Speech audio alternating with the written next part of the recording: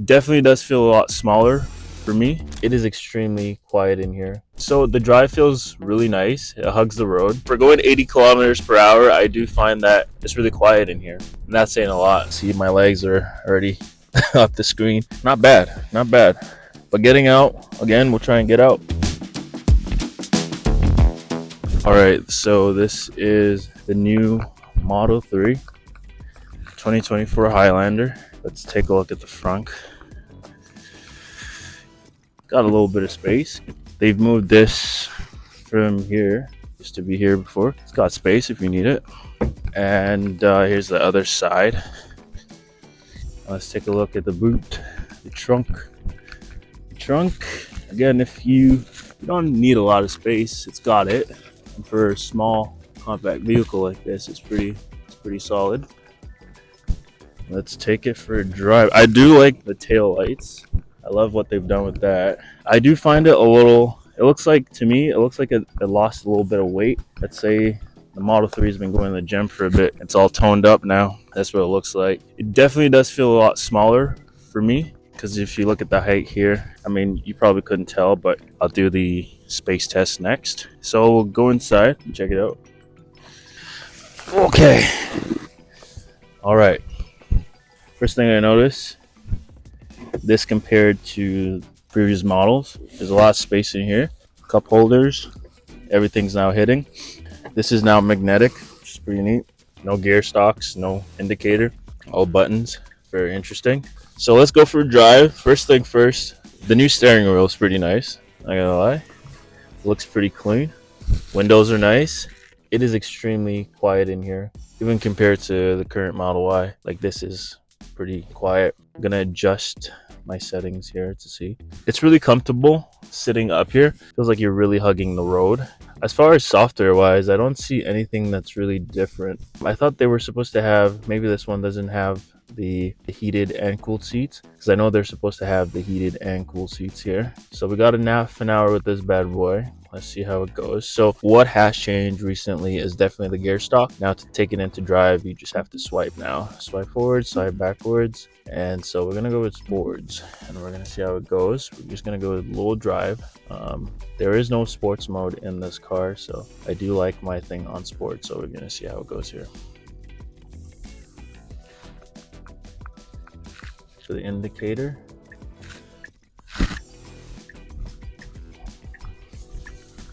To be honest, it does feel like if you don't have a lot of tall people in your family, this car would be perfect. But as soon as you have maybe one or two tall people in the family, it might be a little more uncomfortable for everybody involved, just because there's not a lot of space in the back. There's a lot of space in the front, but in the back, there's not a lot of space if you have tall people. So the drive feels really nice. It hugs the road. Really quiet in here, like extremely quiet in here. I don't know how they've done it, but they've made it extremely quiet in here. Oh, there's some cute birds.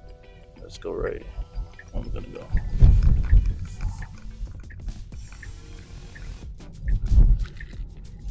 It still picks up like any Tesla, just regularly. This indicator button thing though, that's definitely what's interesting to me, because I've never really had any situations where I had to click a button to indicate. That's gonna be the interesting one for me. I'm so used to hitting this to just go, but I feel like I have to look down. Might get a second to get used to.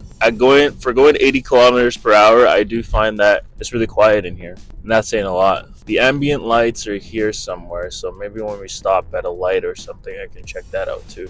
My legs, though, they do feel a little uncomfortable. I'm not gonna lie with you, because it's resting here. It does feel a little uncomfortable a little bit. Overall, everything seems really, really, really, really nice in here. They don't use plastic here anymore. It's like fabric now, which is interesting. Wow, she picks up really fast though. You know, I don't know how I feel about this, but that's how you feel when you first get anything with the Tesla. It's like you don't know how you feel about it first, and then next thing you know, you're used to it and you forget all about it. But overall, great ride so far. Honestly, if anybody wants to get a Honda Civic or a Hyundai or any of those cars, this would probably be a 10 times better option than that, because you'd get your heated ventilated seats, you'd get your heated steering wheel, you'd get software updates, You know, that's something you don't get a lot with certain cars. That makes the car feel refreshed all the time. And the lights that come with this, again, Tesla's not for everybody. There's some good cars out there too, but this should be on your short list if you're looking to get a small car, especially if you're looking for the Honda Civic. The horn, I knew for a second there, the horn, they brought it back. It was a button before, but they brought back the horn, so that's good to see. Imagine having to look down just to hit your horn, which is a button. You see, by the end of this drive, I was able to really pick up everything that needed to be done with the car. I didn't have to look at it to do it anymore, which is pretty neat. The seats feel comfortable as usual. They always do. I'm just surprised there's no heated or ventilated option here. You can still control your vents the same way. Overall, the quality of the material every here, the dampening and everything, I'm able to not really raise my voice as I'm talking and driving on the highway. Really quiet, extremely quiet. All your buttons for your windshield wiper, everything is pretty much on here now, so it's very interesting. Again, you probably get used to it by the time you know it, but the car does know how to move. Again, very low to the ground, so if you're really tall, getting in and out of this car might be a little bit of a struggle, just like any car that is low to the ground. But overall, it's pretty much a bargain. With now that you have $12,000 rebate, get $12,000 off this car from the government to help save the environment. If I was a little shorter, I would definitely consider this car, but it seems like the best option would probably be an SUV personally, just because it feels interesting. Okay, so we parked.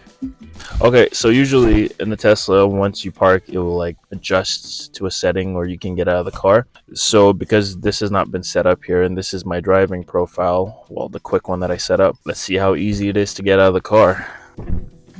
Okay, first leg can come out easily. Second leg, we might have to struggle a little bit, but overall, not bad. It is very low to the ground though. Should expect that from a car. Let's go to the other side and try and see what it looks like to get inside the car. If we were in the passenger, it's not bad. Gotta get down low and yeah, close the door. There's a lot more space in here.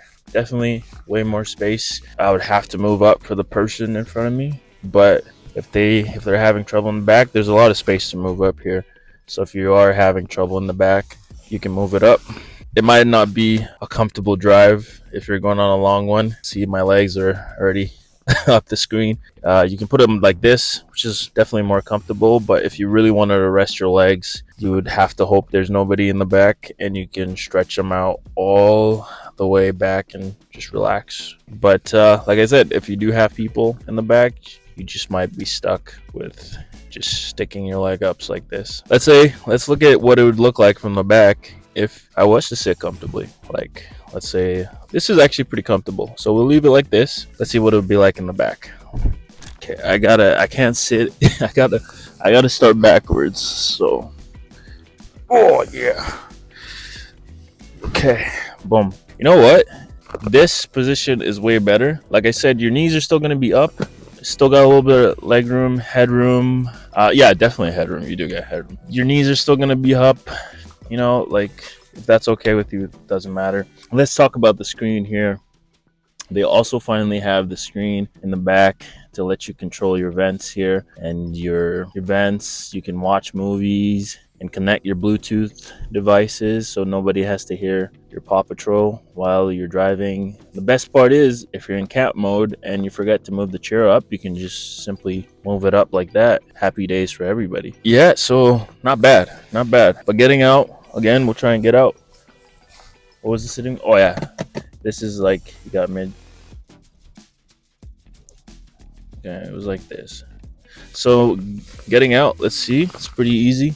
Oh, see, my leg gets stuck. My foot gets stuck. So, but other than that, oh, it's definitely a long way down and a long way up for tall people. That's for sure.